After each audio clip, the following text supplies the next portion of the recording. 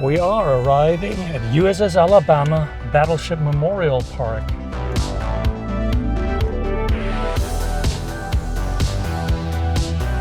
So it seems like we have to pay for parking here. Let's check that out. Yeah, it's $5. Good morning. Hi. How you doing? Good. How about you? Good, now that I'm here. Oh, good. Yeah, it's a really great tour. You're gonna love it. Thank you so much. Thank you so much. Appreciate it. Bye-bye. Bye. We paid our $5 cover charge. We're now approaching the Battleship Park, and they have all kinds of displays here. Airplanes, a memorial, Vietnam Memorial. Oh man, this place is big. Bigger than expected. Plus they have a submarine, it's the USS Drum. Yeah, Battleship Park offers a lot here. Type 69 Chinese tank, the M1 Abrams next to it. All kinds of different tanks from different eras and airplanes, of course. And then always prominent, the Battleship, which from here, oh my God, this thing is huge. It's really, really, really impressive. Here's an M60 tank, and behind that an M26 Pershing. Behind that is the Sherman, the M4 Sherman. I filmed that one already last year in Fort Sill. The M42 Duster anti-aircraft tank. And yeah, here's the Battleship.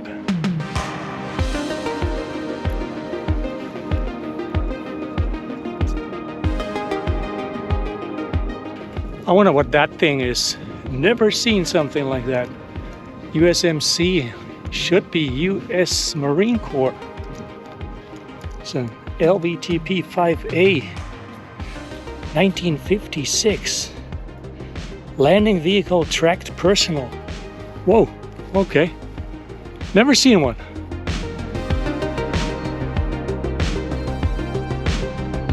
Yeah, all in all, US Battleship Park here, USS Alabama is a really nice park. They have even picnic tables. Lots of exhibitions, aircraft, tanks, the USS Drum, indoor museum with vehicles and aircraft. I recommend this. $18 for adults, $15 for seniors and retired military, $5 parking lot fee. Straight ahead, that's the submarine, the USS Drum. And then here in front of the aircraft pavilion is an SR-71. Just like we saw it 2 years ago in the Pima Air Museum. If you haven't watched that video yet, that was an epic tour through Arizona, parts of New Mexico also. In the background, the USS Alabama.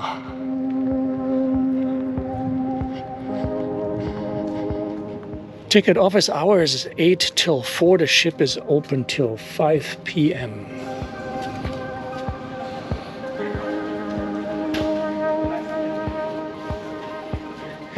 So those are the ticket prices here. $18 for adults, veterans 15, senior 15. Oh, that would be me. or veteran. Active military is free.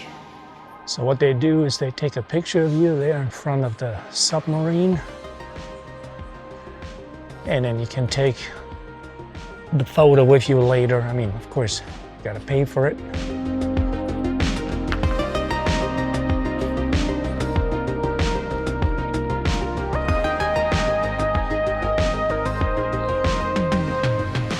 This gun, by the way, is a 6-pounder Hotchkiss, a naval gun.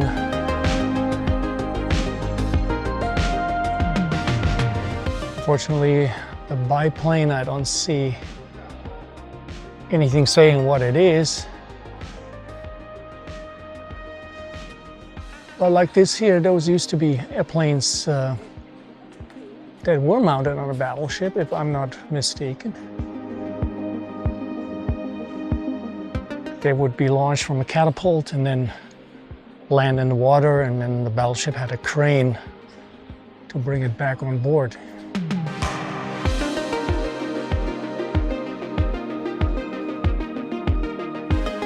The German Goose Mark II.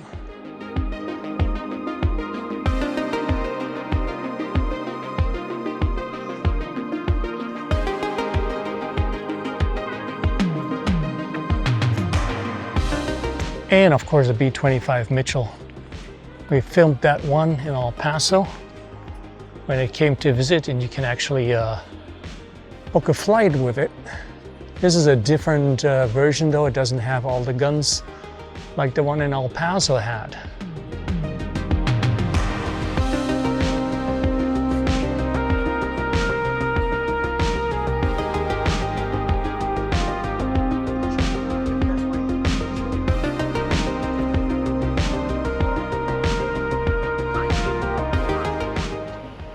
And here she is, BB-60, the USS Alabama.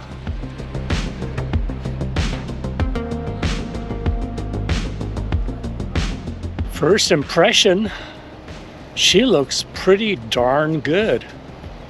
I don't know if she had been recently restored, but paint and everything looks really good.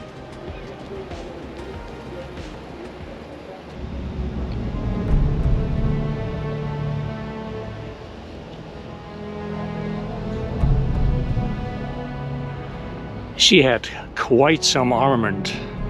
Lots of AA, which means anti-aircraft guns. And then of course her massive 16-inch guns, 9 of them.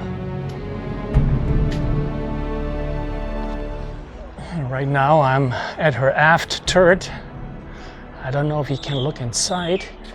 There's a ladder. Oh, you can actually.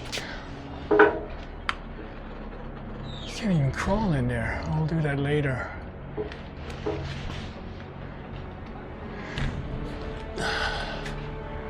I didn't know you can enter the turret. That is cool, but there was somebody in there. So I will do that later. Yeah, the Alabama. She had 3 sister ships. The Massachusetts, Indiana, and South Dakota were supposed to be one of the fast battleships. She was launched on 16th February 1942 and commissioned 16th of August in 1942. And she is now a National Historic Landmark. I look at those barrels of those massive 16-inch main guns. And of course the turret itself, that is massive. To give you a perspective how massive and how big the turret is, the armor, I would say it's like 12 inches, maybe more. I have to read it up, but it's like that much. And then the blast, when those main guns go off, you wouldn't want to be standing here.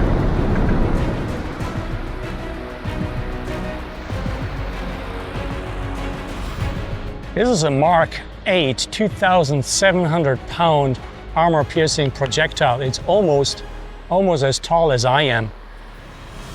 Those were fired from those massive 16-inch main guns. And those 16 inches had a 45 caliber length, meaning 45 times 16.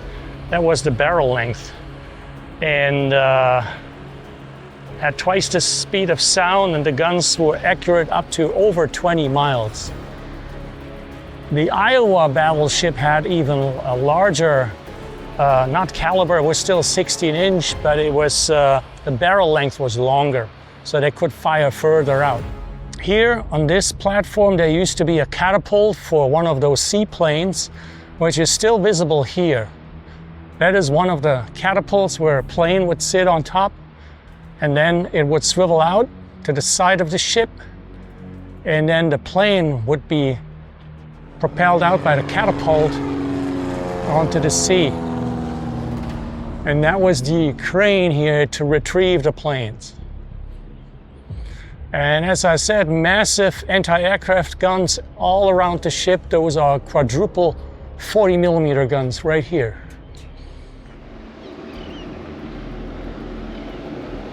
There's even a quadruple 40mm gun mount on top of the aft turret. And then here, those are the secondary turrets straight ahead.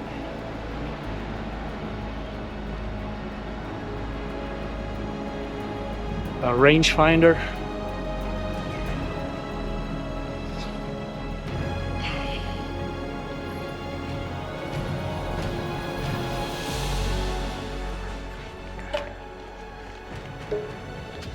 So let's see how we can make it in here.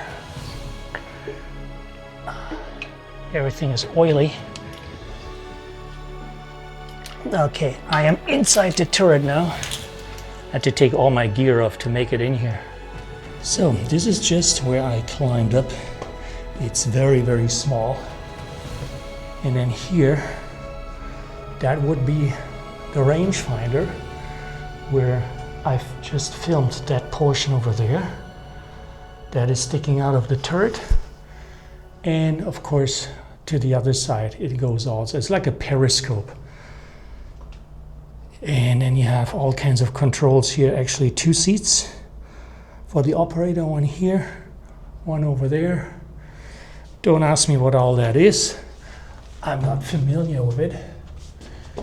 And then you are in this armored turret with huge armor, and then those huge 16-inch guns that probably make your ears ring when they fire.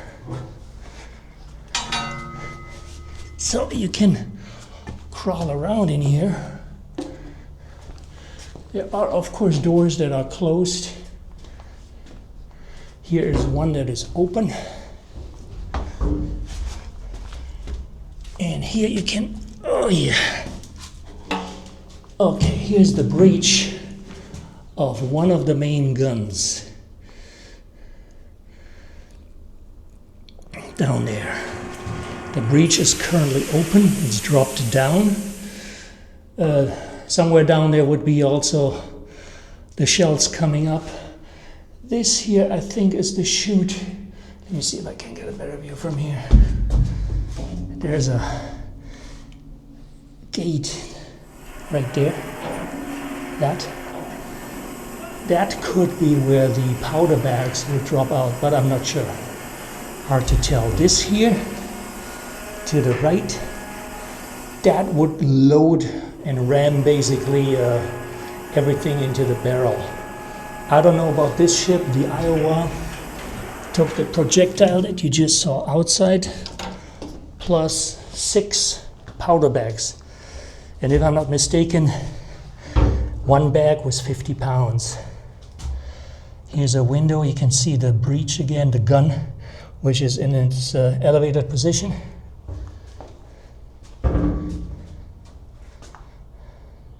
Yeah, here it says center powder hoist operator. So that one chute that you could see there on the side of the gun, that is where the powder bags would come up. And then you have that 3 times for all 3 guns.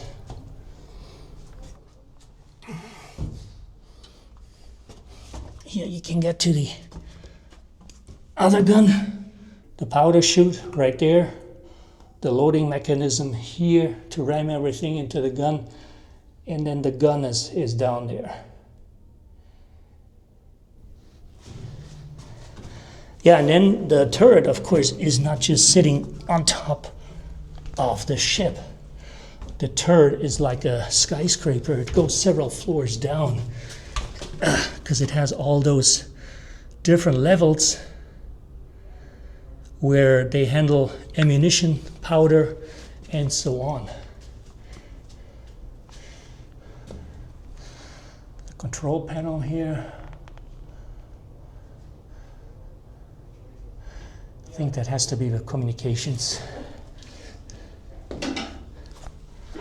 All right, that was the aft turret.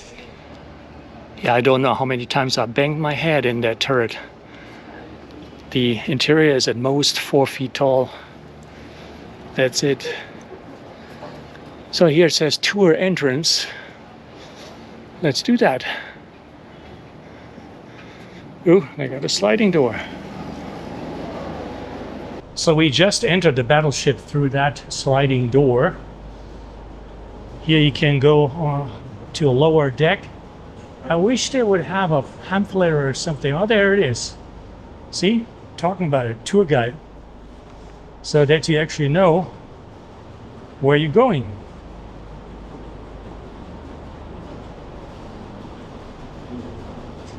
Now those are just some exhibits of welding stuff, repairing things. There's silverware.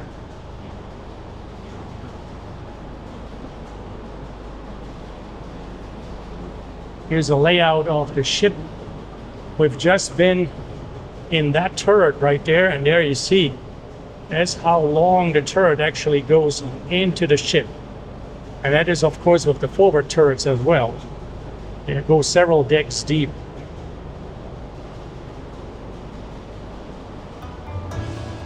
Again, a couple of shelves here. Now, of course, the Alabama was at first in the Atlantic, but then later it was, of course, the Pacific, and she was all over the place. Here's even a Japanese battle flag.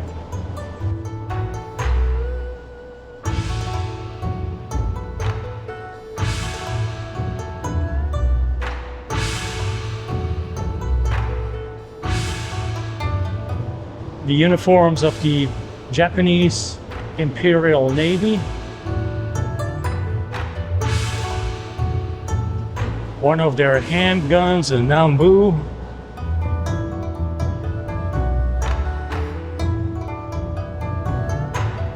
And then everything about air defense. That is, by the way, that 40mm ammunition that goes into those guns that I showed on the deck already, those quadruple guns.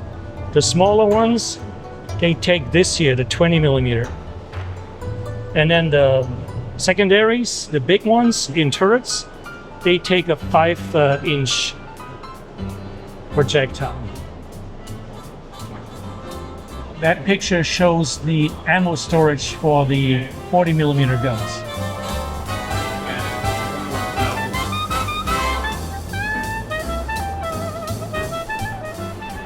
In the beginning, the ship was used in the Atlantic, of course, against Germany.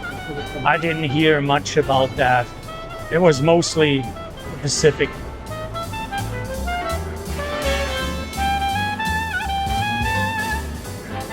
And then they got a theater here. This display shows some of the weapons, infantry weapons being used. Of course, here in the center, the famous M1 Garand. Above that, the Japanese Arisaka, the Type 99, with a bayonet attached. As usual, the Japanese weapon is missing parts. The dust cover is not there. The anti-aircraft bipod is not there. Here the M1 carbine,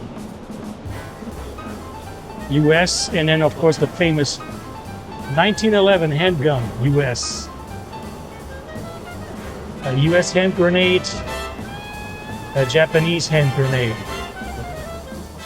This display right here is a representation of the US home front.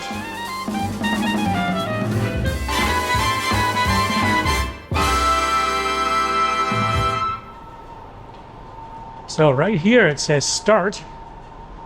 So we were gonna do that. I'm gonna switching to the 360 camera. So this is where the tour starts. The yellow tour, you gotta be careful. I'm 6'3". You can bang your head everywhere on this ship.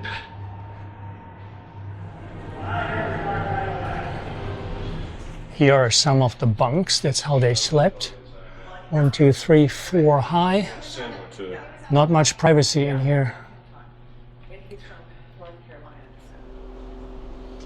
the warrant officer's pantry. And then here's the warrant officer's mess. Well, this guy was lucky, the pay clerk. He had his own cabin, quite roomy actually. And right now we are underneath one of the forward turrets. That is that round circular thing here that goes through several decks. That's a 16-inch turret barbette.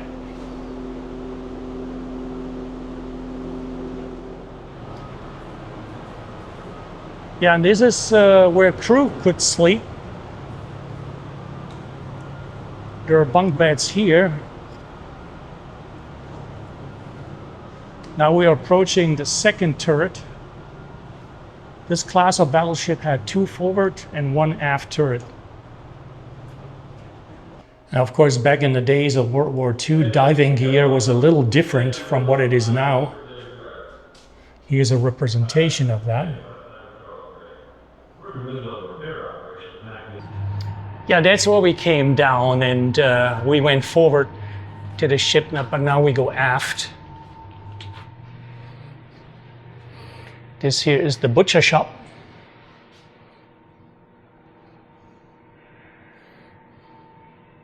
And here is the kitchen.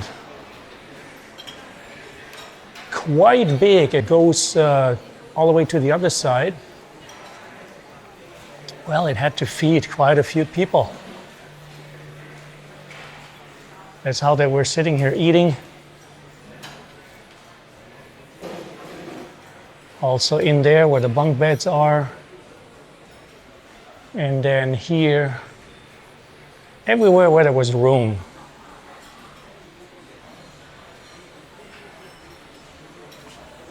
We are now, by the way, next to the aft turret where I went inside.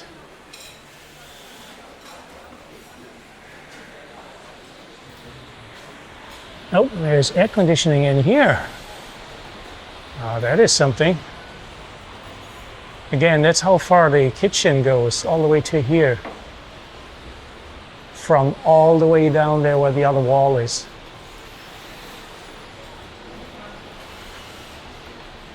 By the way, the armored deck above us is 6 inches. And wherever there was room, they installed seats. That was the ship's store here, where you could buy candy, chocolate, and of course cigarettes. This is a pretty steep ladder, so we're going down carefully here. Another deck, another level. All in all, I'm still surprised how roomy this ship is. Yeah, the barber shop.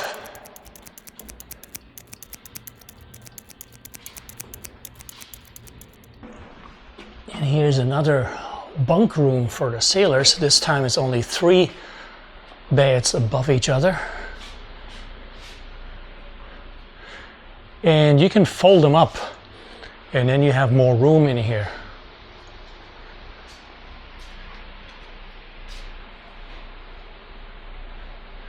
I assume this is also for guests because it says here, clean your area.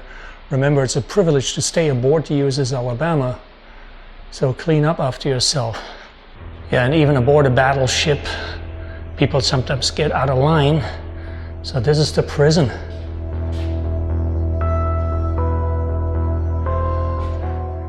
Those cells are quite small except for this one, but I'm not sure if this is supposed to be one. Now, this one has a cot in it. So there you see the size of it. Not that much. Yeah, I assume this is a place where you definitely didn't want to end up in. And this almost looks like if they were serving ice cream and soda here. And here you would get coffee out of huge pots.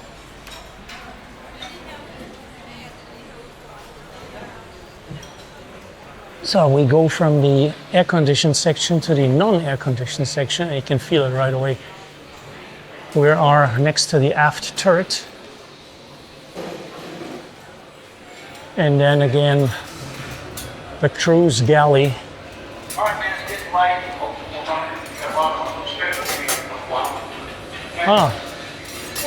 Makes me hungry. Very noisy, as it should be in a repair shop, where they can make items, repair stuff, everything metal related that would have been done here.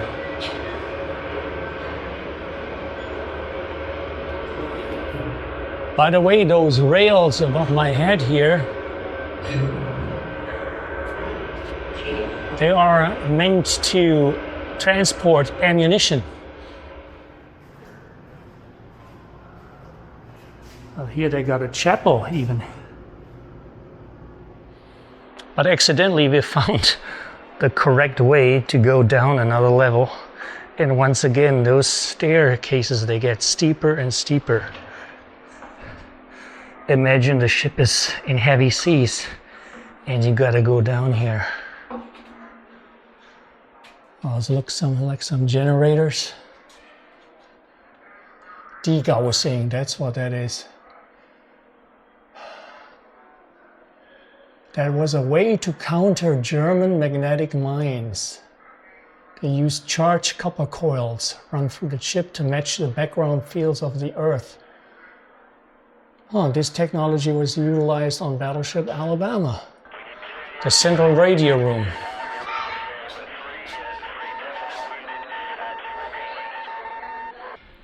This looks to be the hospital.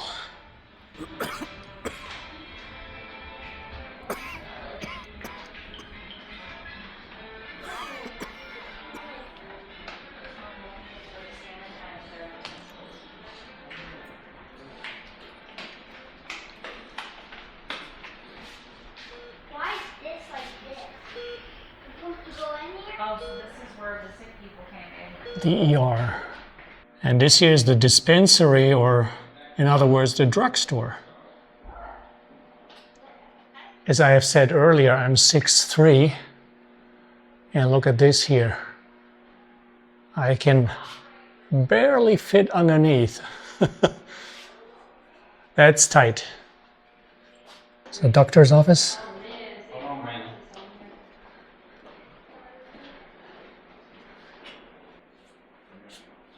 And here you can look into the turret. Here they would store the ammo, the shells basically. Oh my goodness. Okay, they got a few. And this here that you see on the floor, those grooves, that's where the turret rotates.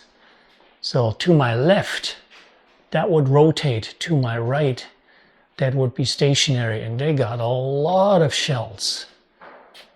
Oh my goodness, it goes all around. We are inside a turret, one of the forward turrets. And here, that's the storage where the 16-inch shells would go. And I'm surprised how many they still have here. And that goes all around.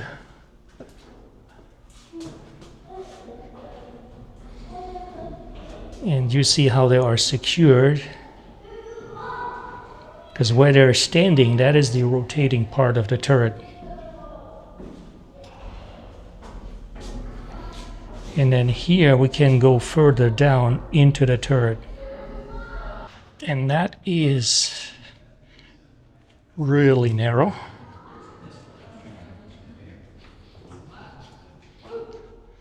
Oh, you get a great view here of the powder loading stations for the turret,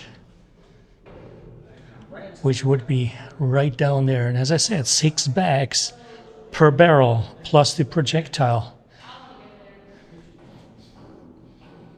And they would drop out there, because somewhere down there, one deck lower, that's where the powder is stored.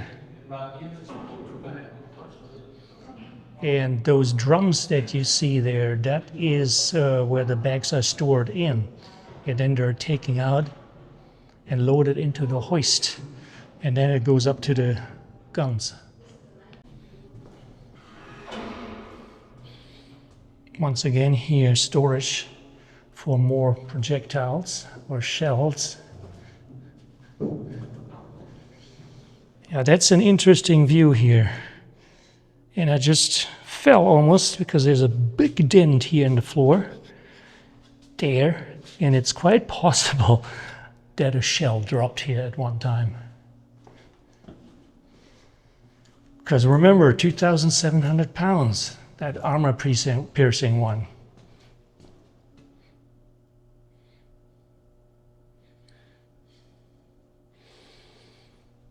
And the smell in here is a mixture of very high humidity, because it's not air conditioned, grease, oil.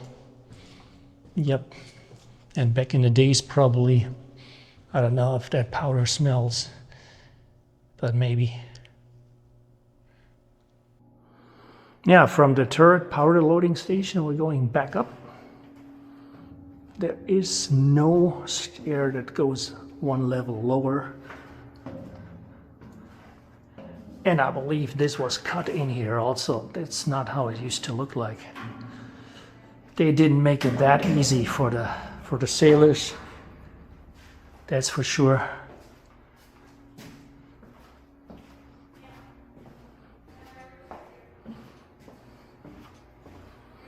That was interesting. First time I've been inside a turret.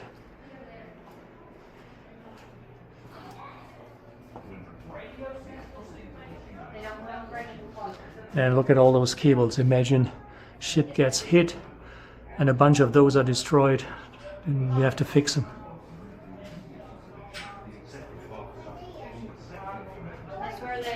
This is the central station.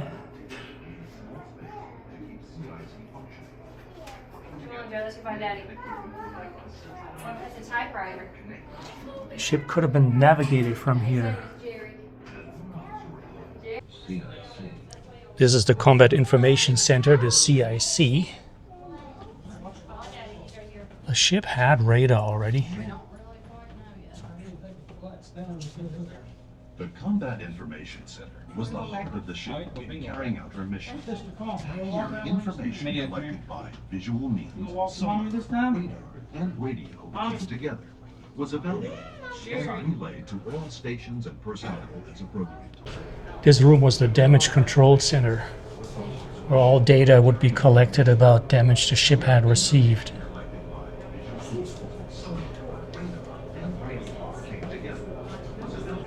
And here we can see a schematic of the secondary turrets, the 5-inch guns, and they also were on several levels. That's what you see when you are on top of the ship.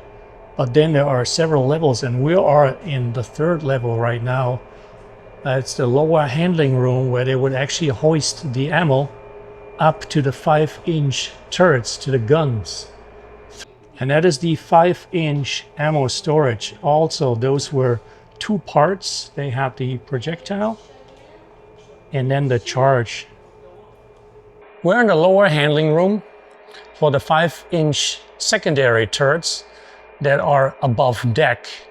They are also several stories tall, and this is the lowest section where you would actually hoist the shells and the ammo up to the guns itself through those mechanisms here. Through this door we can get to the engine room.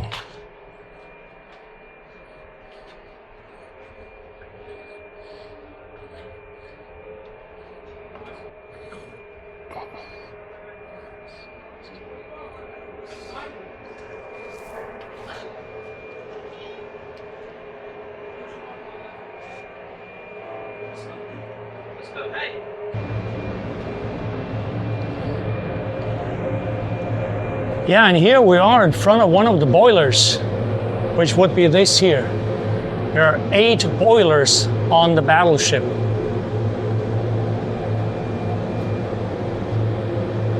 So with the help of the machinery and of course the 8 boilers, the Alabama could reach 27.5 knots at top speed.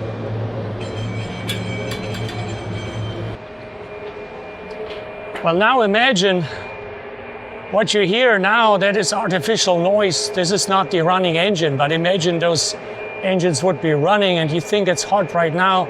Think again. This would be unbearable hot in here. We are out of the engine room and we go down one more level, which would be the same level as the engine room.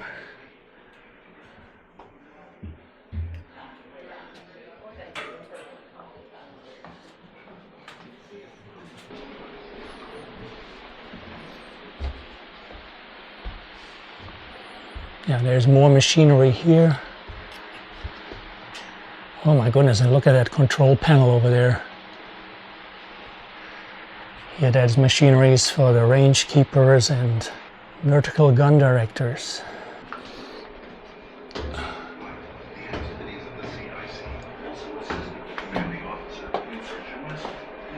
And I believe that was as low as we can go. So we'll see if we can make our way now to the bridge.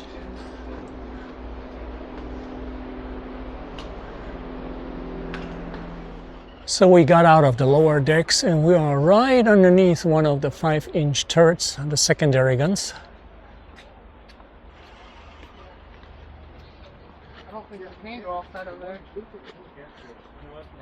And they got quite a few of those. We're gonna go up there.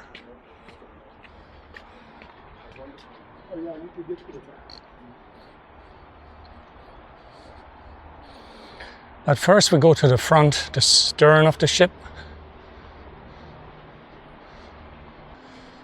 And here we got a lot of AA, anti-aircraft guns, 20 millimeter right here. Those are those drums that you saw earlier when we were below deck. Yeah, and here are the two front turrets. And once again, you can go inside of them, but I did show one already, so we're not going to do that. We just go all the way to the front.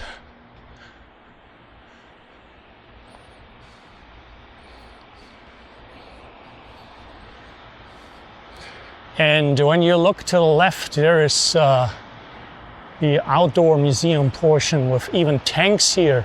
Of course, I knew they had airplanes. I didn't know they had also tanks.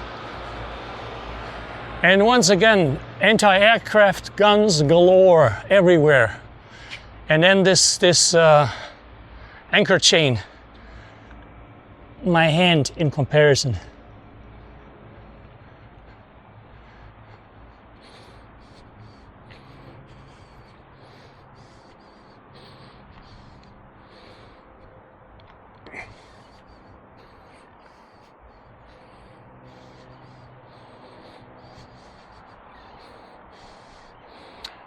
And we made it all the way to the front of the ship.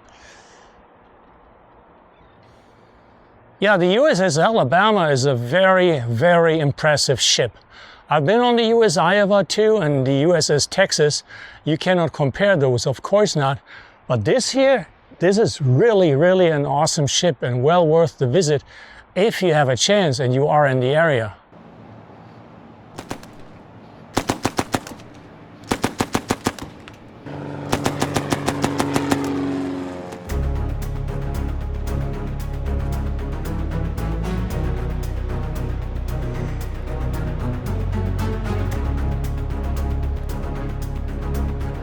We're on the aft section again because I was looking for a way to get up here on the upper deck, and finally I found it. There was one staircase earlier that was closed, but this one is open. And we end up right under one of the 5-inch turrets. That is the second one here. And then that is the third one. So they got, no, there's a fourth one. There's a fourth one right here. Oh my goodness, a fifth one? I didn't know. Huh. Yeah, that thing is bristling with guns. So it has 5-inch turrets on every side. So from the 5-inch gun turrets, we follow those signs here now to the bridge. Here we would have access to a 5-inch turret. we're gonna do that real quick. So we are here now at the 5-inch mount Mark 28 Mod 0 turret.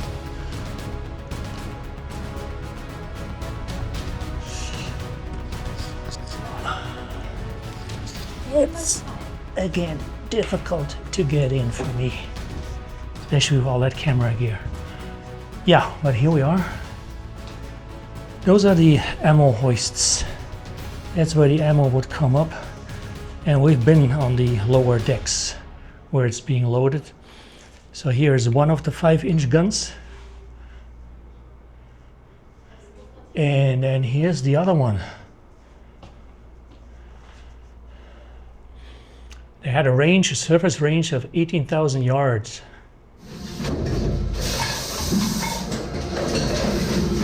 First impression, a little roomier than the 16-inch gun turret because, let me flip the camera, there's plenty of room here I can stand.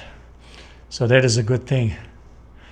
So yeah, 5 secondary 5-inch gun turrets on each side, 10 in total, plus 9 16-inch guns, plus I didn't count how many quadruple 40 millimeters, and then numerous 20 millimeter anti-aircraft mounts.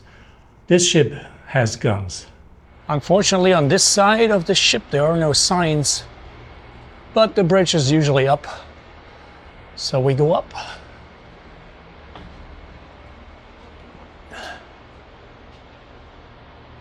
There's a sign over there. When I looked into the Battleship online, it said 90 minutes. That's how long the tour would be. Now we go all the way up first. We are here almost 2 hours.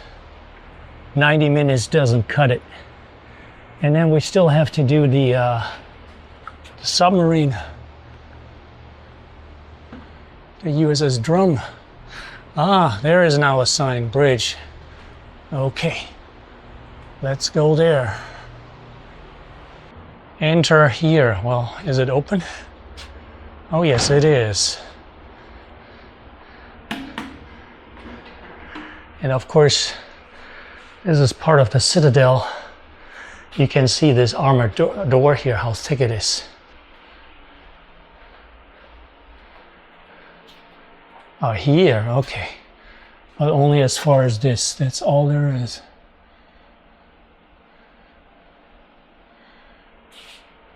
Unfortunately, it doesn't say anything about how thick the armor is. Or no, hey, there's a sign here. That's the battle bridge where we've just been. Yeah, believe me when I say the battle bridge is not big. That is just an armored, yeah, I almost said coffin to it. An armored room, and very, very small. We keep going up and up and up.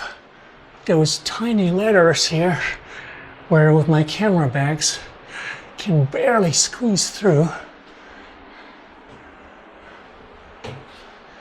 And it goes even, no, it doesn't go up further. What about here? No. And there's no light. It would go up further, but there's no light.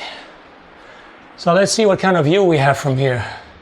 So this was where I currently am, and you see how many more levels there would be, but that is the view from here.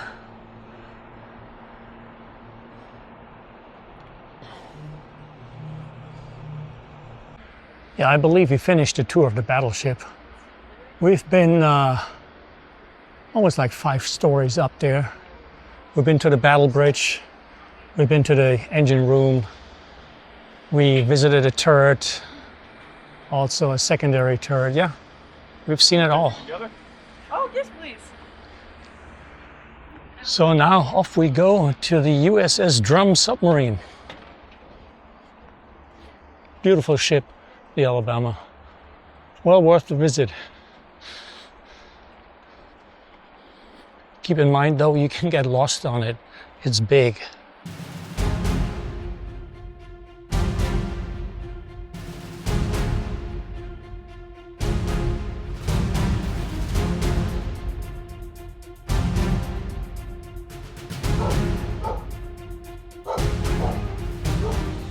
We're now going to visit the USS Drum. She was built in 1941 and served in the Pacific, and she received 12 battle stars. Other as the USS Kavala, which I did visit last year on Galveston. This ship is in its original configuration of World War II. The Kavala was a World War II sub originally, but then she was converted and modernized. So we're on the deck of the USS Drum. You're not allowed to get onto the conning tower where they have AA guns, intra-aircraft guns right here. Here's the bell, by the way, of the USS Drum.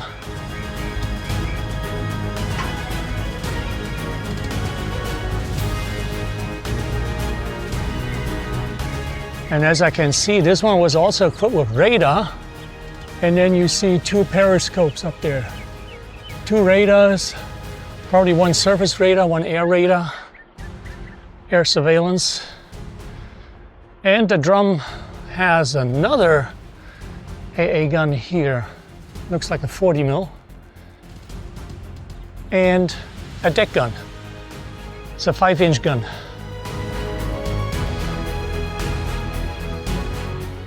Now let's go to the bow first. It's an amazing feeling to walk on such a piece of history. I had that same feeling in Germany when I visited two German submarines there, a Type 7C and a Type 21, which was at the time the most modern. And a lot of the post-war, Cold War submarine designs originated from that German Type 21 that came out by the end of the war. And here we go, into the submarine.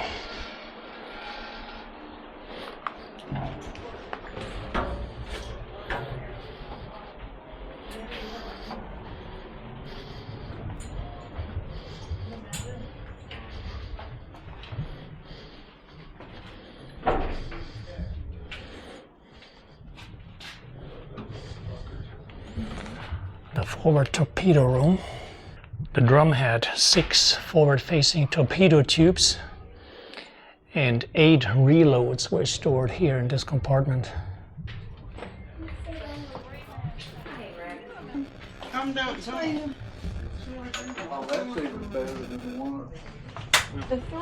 That's the galley here. That's a tight fit, of course.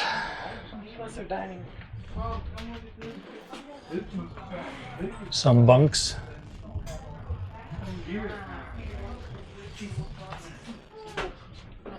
The mess hall. And that was the officers' mess hall, of course. They had a room that was more private.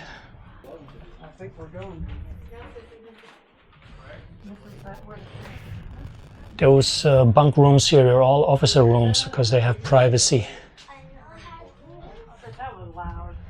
And this right here, that's the captain's room. And I was wondering, what are those? Those are sinks. You can wash your hands, your face here, and he has the only room with 1 bunk only.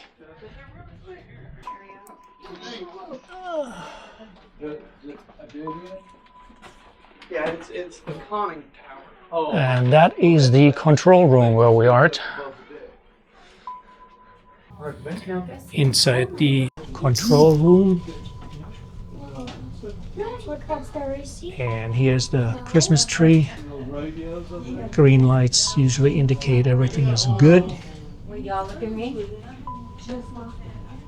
The controls.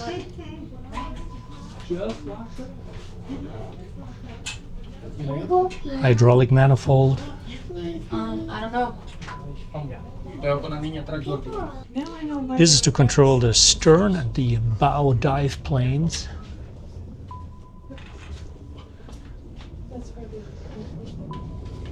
You see the depth of keel goes up to 165 feet.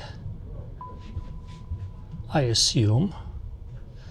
There's no scale on it. I don't think they would, in an American sub, indicate that in meters. I'm not sure.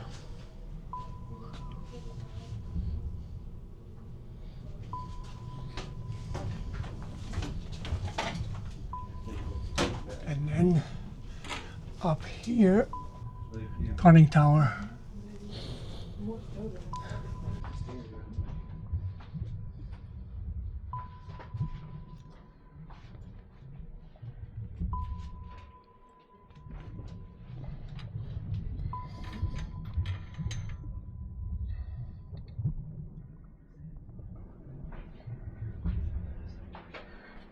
Yeah, from here you would control the bow and the stern dive planes, and you have the depth here. As I said earlier, I don't know what the scale is. It goes to 165, but I don't know. I don't think feet. Feet is not, that's not enough. A German submarine could go way deeper than that. They could go over 300. So either that's yards or meters. I don't know, it doesn't say what it is. I have to Google that, see what the scale was on the USS Drum.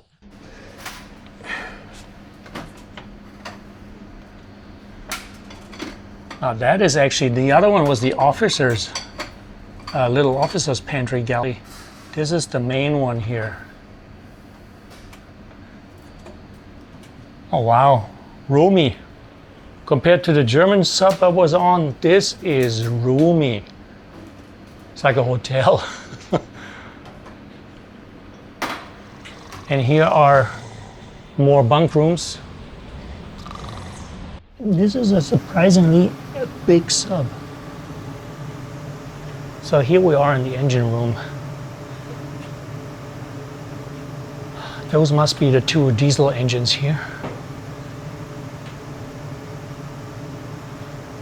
Yeah, those are the two diesel engines. So imagine when they are running, the noise in here and the heat. Yeah, that would be amazing. Those engines had 1,600 horsepower. And they drove DC generators to supply voltage to charge the batteries. Now we go into the next compartment.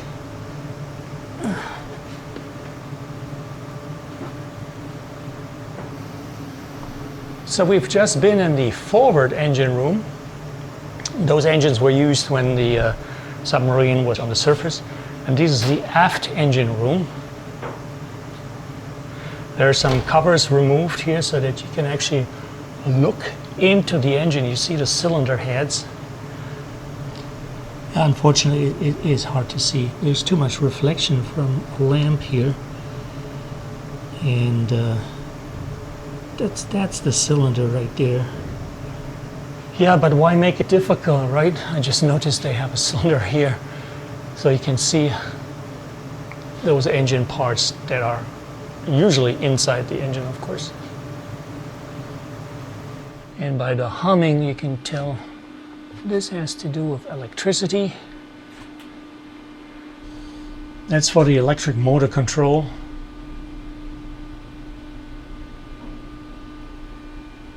Here you can read the ampere hours for the batteries. Those are latch releases for the different batteries. Here we are in the aft torpedo room where they have 4 torpedo tubes, an escape hatch here, and of course bunks, because room was limited on a submarine and bunks were put basically everywhere. And then here, that's the exit. And now we end the tour.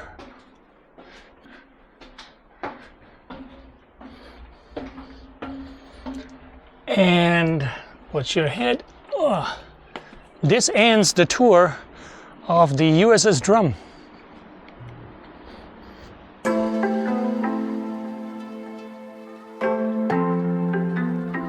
This is our last evening walk here in Meaher State Park.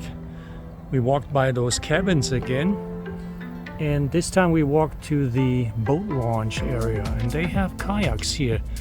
So I assume that they rent those. and the boat launch would be right there, straight ahead. But that's where the boat launch area is, right there. And yeah, this is like a little pier or whatever. You can stop with your boat.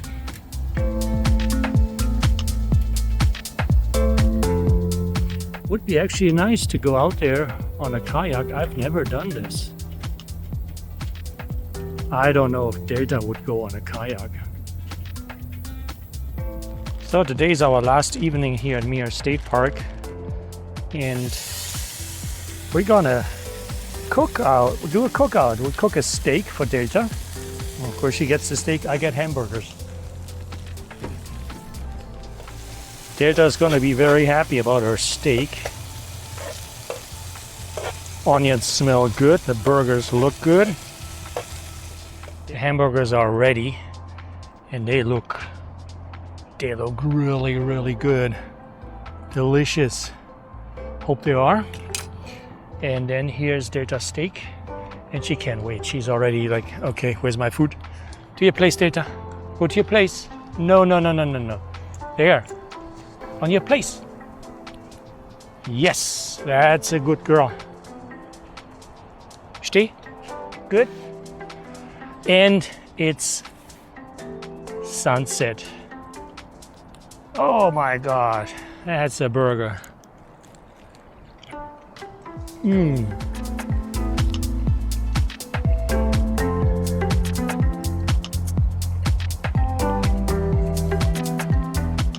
This one is good. I use a new secret dressing from Walmart. That's what it's called, secret sauce for burgers and dipping. The hamburger meat is pretty good, very tasty. Jalapenos, tomatoes, sauteed onions, a little bit of salad. Life is good. There's nothing more I can ask for. Yeah, Data says thank you for the steak. She loves steak. And we have the perfect sunset here on our last evening. This is a beautiful park. I can highly recommend this one.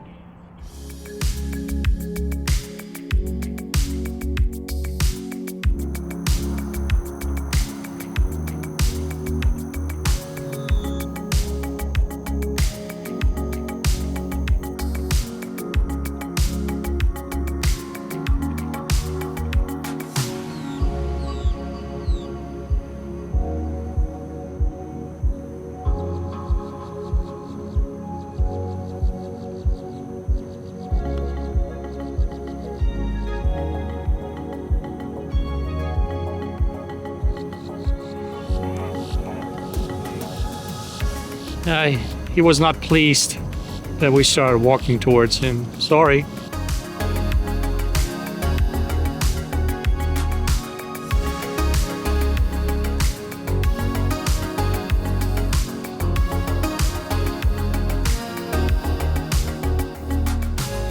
And there's a turtle.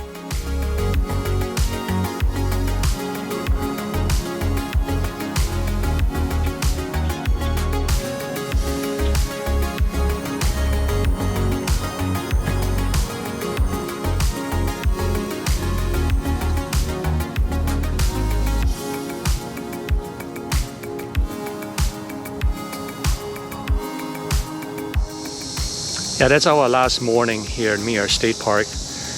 And another camper just came over. He is from Alabama. Yeah, people are so nice, really.